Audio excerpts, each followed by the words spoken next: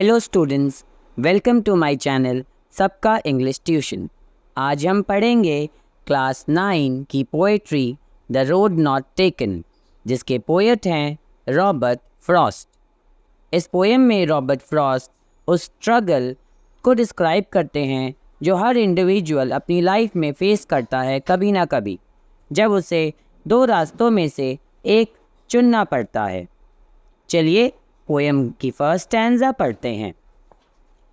Two roads diverge in a yellow wood, and sorry I could not travel both. And be one traveler, long I stood, and looked down one as far as I could. यहाँ poet poem की background को explain करते हुए कहते हैं कि एक जंगल जहाँ से दो राहें निकल रही हैं, पोएट वहाँ खड़े हैं और सोच रहे हैं कि उन्हें कौन सा रास्ता चुनना चाहिए। वो पहले रास्ते को गौर से देखते हैं जहाँ तक उनकी नज़र जाती है। वैसे यहाँ येलो वुड से पोएट बताना चाहते हैं कि ऑटम सीज़न में पत्ते सूख जाते हैं और झड़ जाते हैं, जिससे कि जंगल येलो कलर का दिखता है।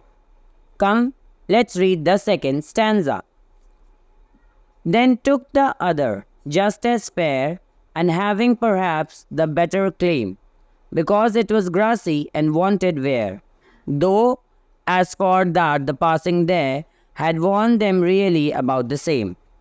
अब पोएट दूसरे रास्ते को भी गौर से देखते हैं और उन्हें ये रास्ता फर्स्ट वाले से ज़्यादा अच्छा लगता है, क्योंकि ये ग्रासी होता है, मानो इनवाइट कर रहा हो कि आओ मुझसे होकर जाओ। और ग्रासी एंड वांटेड वेयर का मतलब है कि इस रास्ते पर कम लोग चले हैं और रास्ता चाहता है कि लोग यहाँ से भी चले, लेकिन अब इसे भी वो आगे तक देखते हैं, तो अब उन्हें दोनों रास्ते एक ही जैसे दिखते हैं।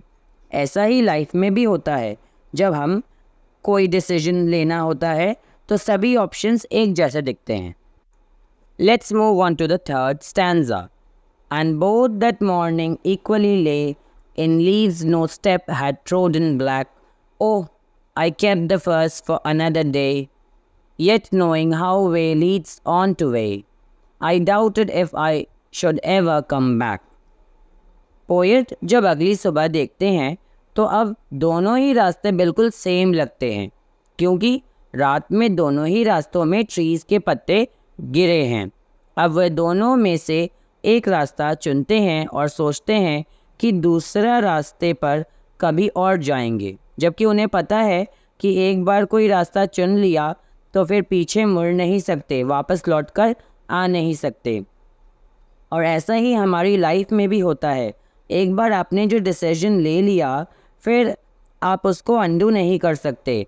इसीलिए हमें कोई भी इम्पोर्टेंट डिसीजन सोच समझ कर लेना चाहिए। Let's read the last stanza.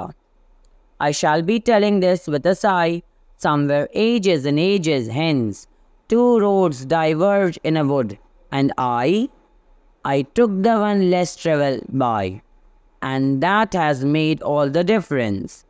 अब पोएट कहते हैं कि उन्होंने वो दूसरा रास्ता चूज़ किया जहाँ पर कम लोग चले हैं, और वो कहते हैं कि आज वो जो कुछ भी हैं वही रास्ते वही डिसीजन की वजह से हैं। वैसे मुझे लगता है कि रॉबर्ट फ्रॉस्ट के पेरेंट्स चाहते होंगे कि वो डॉक्टर या इंजीनियर बने, जैसे इंडियन पेरेंट्स चाहते हैं कि उनका बच्चा कोई सरकारी नौकरी कर ले, और शायद रॉबर्ट फ्रॉस्ट पोएट बनना चाहते होंगे। इसीलिए वो कहते हैं I took the one less travel by and that has made all the difference. तो अगर मान लीजिए कि रॉबर्ट फ्रॉस्ट डॉक्टर या इंजीनियर बन जाते, तो क्या आज हम उनके बारे में पढ़ते हैं अपनी पोइट्री में? नहीं, बिल्कुल नहीं। क्या उनको पूरी दुनिया जानती? नहीं, बिल्कुल नहीं। इसीलिए सुनो सबकी, करो मन की। That's all for today. Please like and subscribe my channel सबका English tuition, and thank you for watching my video.